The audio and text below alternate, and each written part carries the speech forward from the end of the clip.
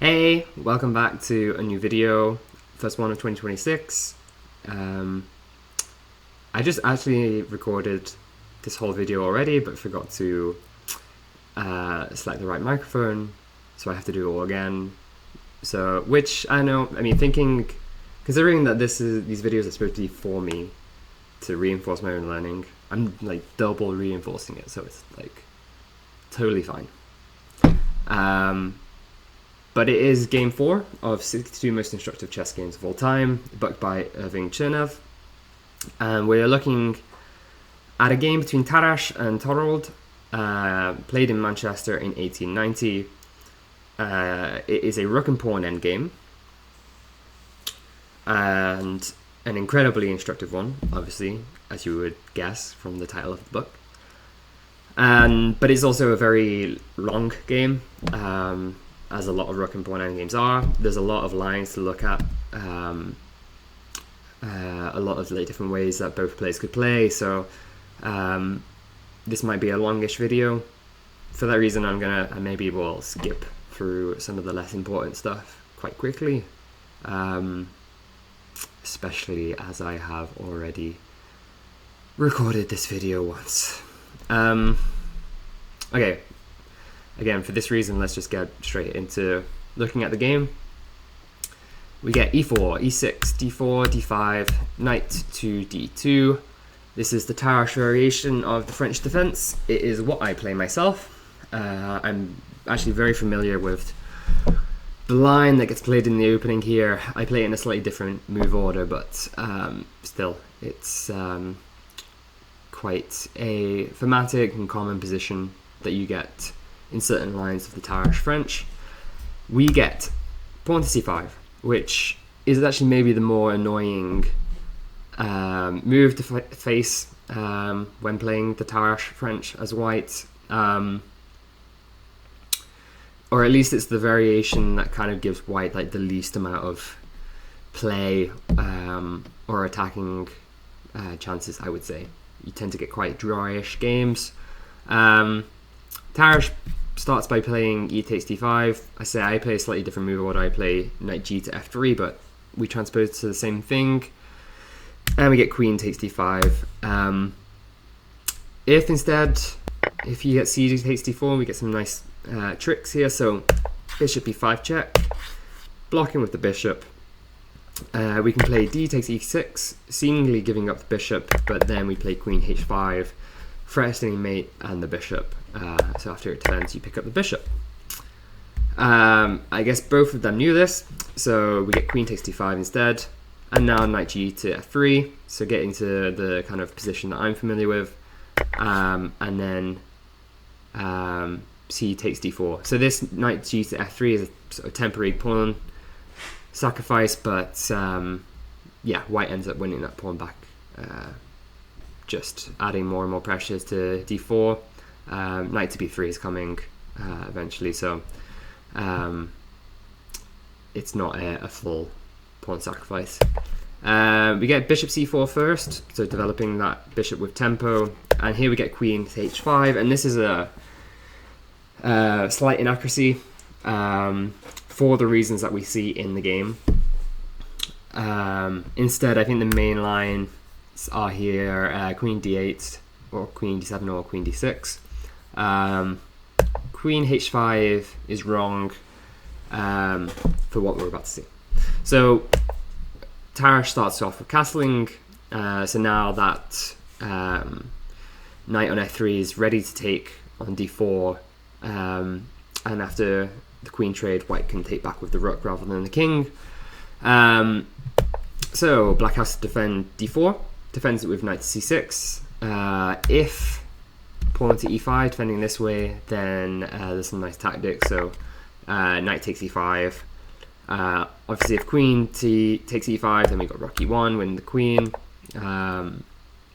And if black throws in the queen trade first, then we have bishop takes on f7 check, and then win the queen back. Up material and position are just much better as well. So e5 can't be played here. Black defends with knight to c6 instead.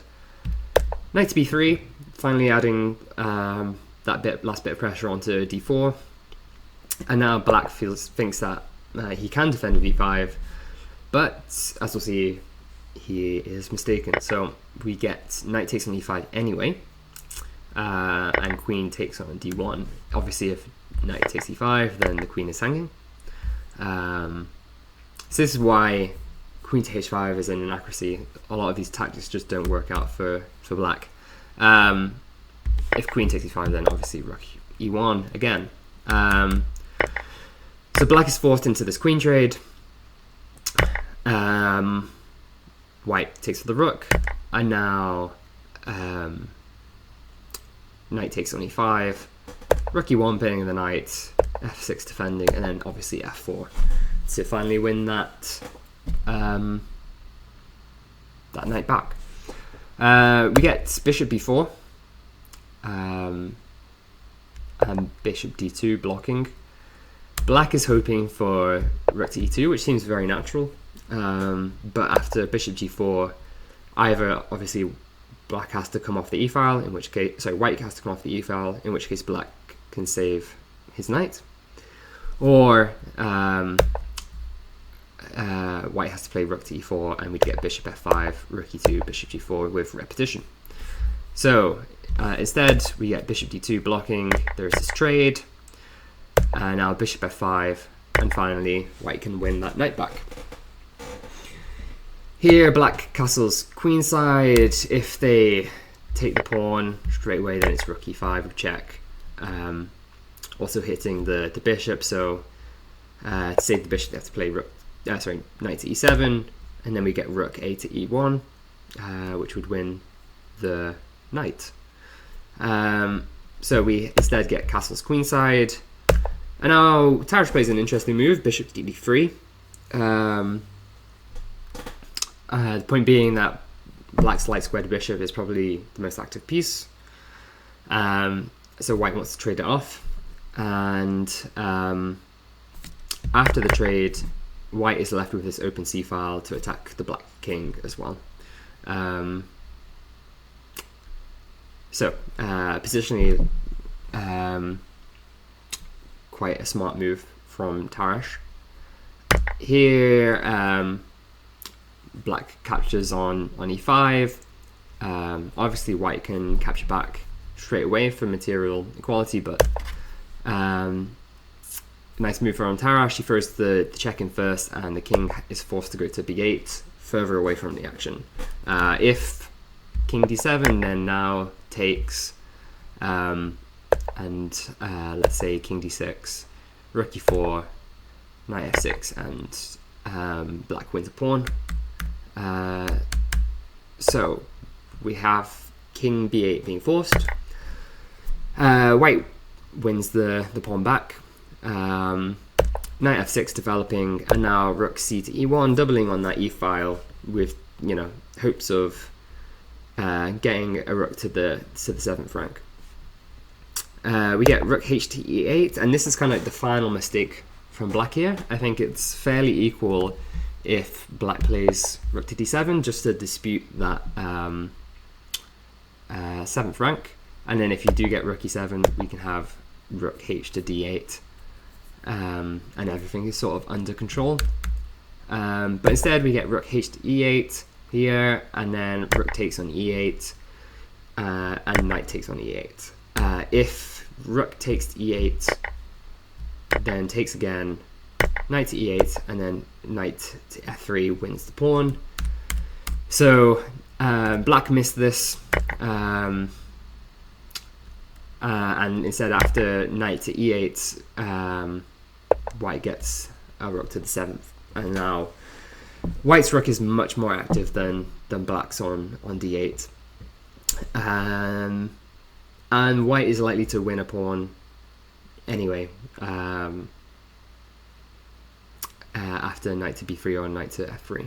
So we get a6, knight to b3, threatening the pawn. We get b6, and this is to prevent knight to a5. So if, for example, we like king a7 was played, we get knight to a5, threatening that b pawn, and then rook to b8 doesn't actually defend the pawn because you have knight c6 check with the fork. And then knight can't be taken because the pawn is pinned. So b6 is played to avoid all that, and so now white can take on d4 and go a pawn up. Because obviously after takes, we have takes, both knights come off the board, king c7, and we enter this rook and pawn endgame where Tarrasch is a pawn up.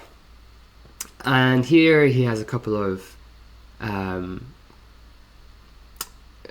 good options, and it's interesting to see which one he goes for.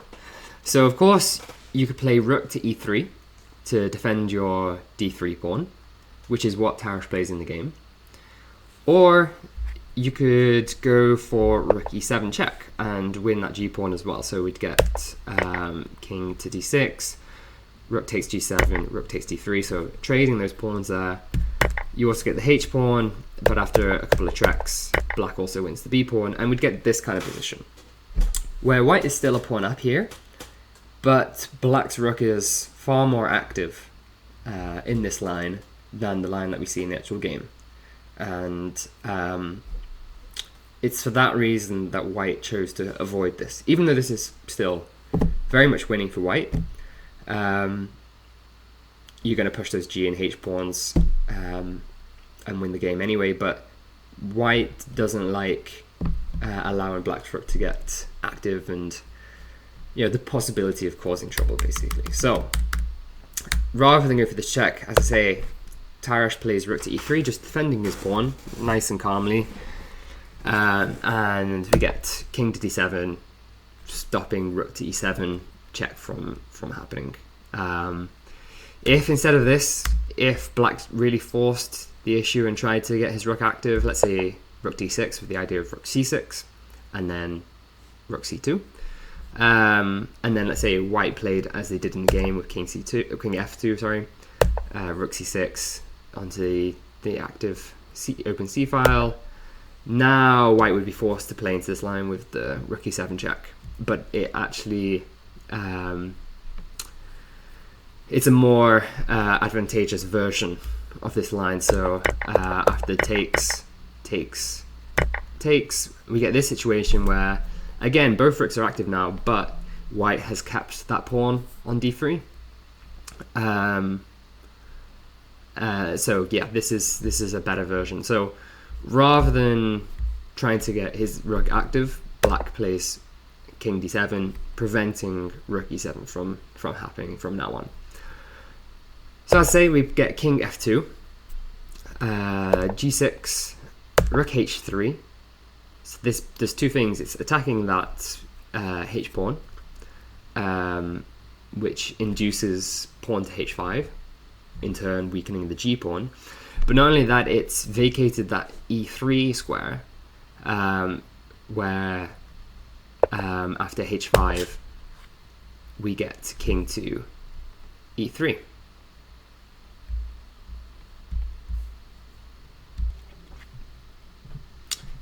Sorry about that, my camera just died. So I really hope this is still working, because if I have to record this again I will cry. But okay, so what we saw is the king moves to e3 after the rook has vacated. And what is the point of this maneuver? So the king protects the rook on d3 rather than the rook. Sorry, the king protects the pawn on d3 rather than the rook defending it, which means the rook can therefore be more active, and it's not tied to the defense of the pawn. The second thing is the king is also more active now compared to g1. It's on e3.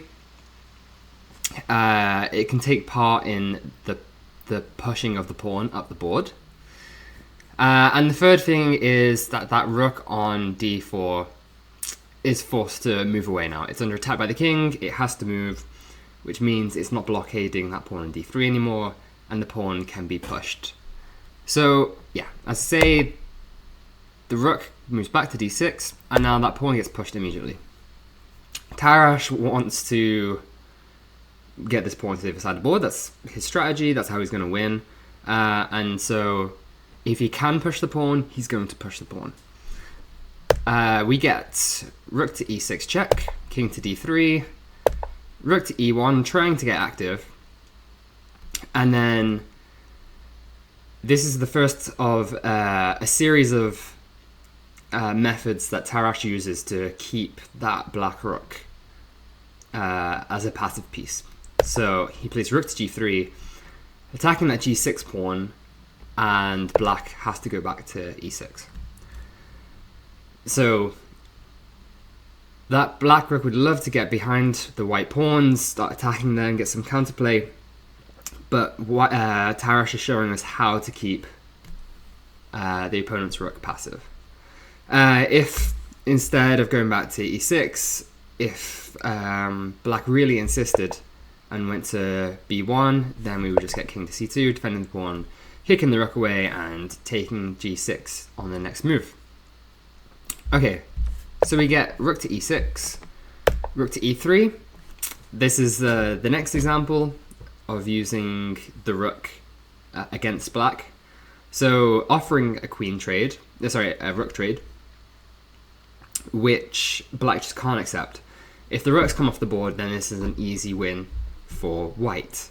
White would push the pawn as far as he can, and either promote that pawn or give it up and take all the black pawns.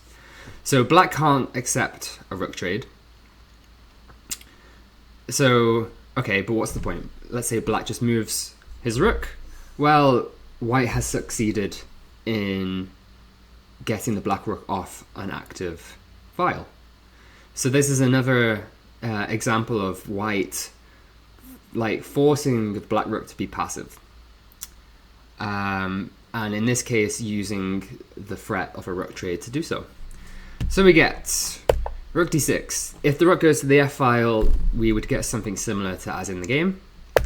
So we get rook e5, rook f6, a4, just pushing these pawns on the queen side, partly because they're more safe if they're not on the second rank, generally, but also taking more space, stopping black from pushing his queenside pawns, where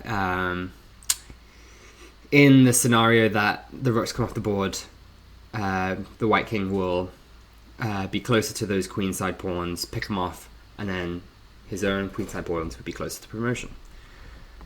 So we get rook f2, again trying to get active, and again white offers a rook trade, forcing the black rook to go back to f6, again forcing it to be passive, and then we get b4. And this is a slight mistake.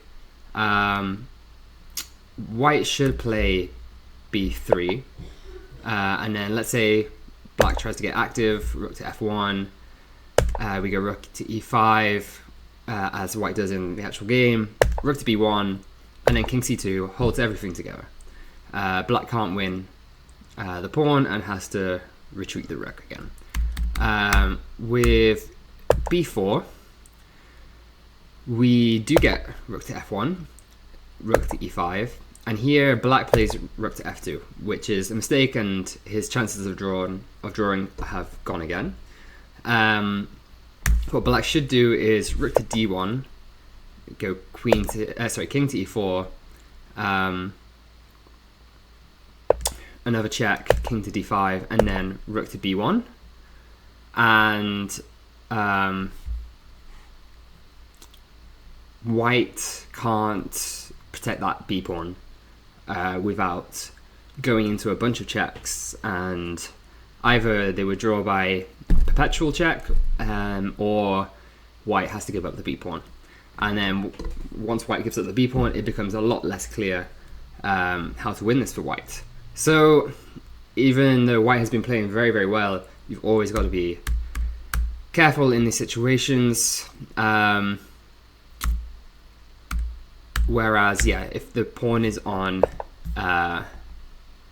b3 instead, then rook f1, c5, rook b1, king c2, as we've seen, holds everything together. But I guess what you can take from this is that, you know, these endings, rook and pawn endgames, are very, very tricky. And even if you don't play perfectly, it's also difficult for your opponent to play perfectly, and they're not always going to take advantage of all your sort of minute mistakes that you might make. Okay, so we get rook to f1, rook to e5, rook to f2, and then rook to g5. And we see how inducing h5 earlier creates this other weakness on g6, allows the rook to go to g5, protecting both the g2 pawn and attacking the g6 pawn. And again, this forces black to be passive. Black has to go back to defend that pawn, with rook to f6. And then here white plays a very nice waiting move with h3.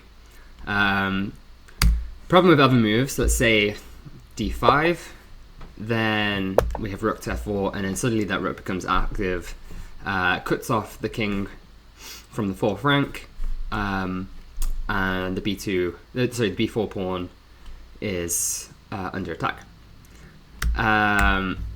If king to e4 instead, then we have this annoying check. We can block it, and we know that black can't accept a rook trade, but by blocking it, we're no longer threatening the g6 pawn, so black has time to go to c6, where it could then infiltrate into the white position. So instead, we get h3, and now king to d6, and now this changes everything, because you notice now king d6 stops the black rook from going to c6, it blocks the way. So now king to e4 is completely different, because after rook to e6, we can block with rook to e5, and the black rook still can't take on e5, it can't accept the rook trade, but also it can't go to c6 to get active. So again, has to go to f6 to avoid the trade, and now we can play d5. And so all of this is geared towards pushing that pawn, bringing your king up to escort that pawn, but only doing so when you are able to do so. Making sure all the circumstances are right to push that pawn, and in this case they are. And now here, the d5 pawn controls e6, so there's no longer any checks on e6, and if that black rook moves away from f6, then we are threatening rook to e6 check ourselves. The check would pick up a pawn if the rook has moved from f6. So after d5, we get king d7, as I say. The black rook can't move from f6, and even though the king has moved away, the rook still can't move to c6, because now the d5 pawn controls that square as well. We get rook to g5, king d6, repeating, rook g3, king to e7, and now rook to f3. Again, offering this trade of rooks. Once again, black can't accept this, and black is also having to move away from this active f file. Moves to d6, only square, and now king to e5. Again, Tarrasch wants to advance both his pawn and his king, and he is waiting for when he's able to do so, like now. Here we get rook to d8. The black rook had to move away, because if, for example, another move at a5, okay, we'll take once, and now we're threatening rook to f7 check, and after takes, again, a winning endgame with the rooks off the board. So the rook has to move. We get d6 check, another nice little trick. Same idea. If rook takes d6, then we get rook f7 check, takes. And now this passed pawn is off the board, but this is still waiting for white, because he easily picks up those queenside pawns, and he's just faster than black. Okay, so black can't take, so king has to go to d7. We get rook f7 check, king c8. If king c6, then Rook c7 is checkmate. So king c8, another check, pushing the king further into the corner. King b8, rook c2, rook e8 check, king f6, bringing that king up. g5, d7, almost promoting. Rook h8 to still control that promotion square. King e7, threatening promotion. Black goes to check, h7, king goes to d6, rook h8 check. Rook h8, again, controlling that promotion square. If instead of rook to h8, if black plays rook to h6 check, with the idea of just checking the white king, then the king goes backwards, no more checks. If black tries to control the promotion square, there's rook e2 that threatens rook e8. To prevent that, we play rook to d8, and here rook e8 is no longer possible because the king can come to c7. So to prevent the king to come to c7, we'd play king c6, and then rook e8 is a threat again, and the pawn would promote. So we have rook h8, and then here white plays rook to e2, threatening rook to e8, and in this position black resigned. If he continued with rook to h6, then it's just a case of rook to e6 check, rook to h8, and then rook to e8 check. So that is the game. A highly instructive rook and pawn endgame. You can understand why it appears in the 62 most instructive games of all time. I certainly know very well now after recording this video twice, so good for me.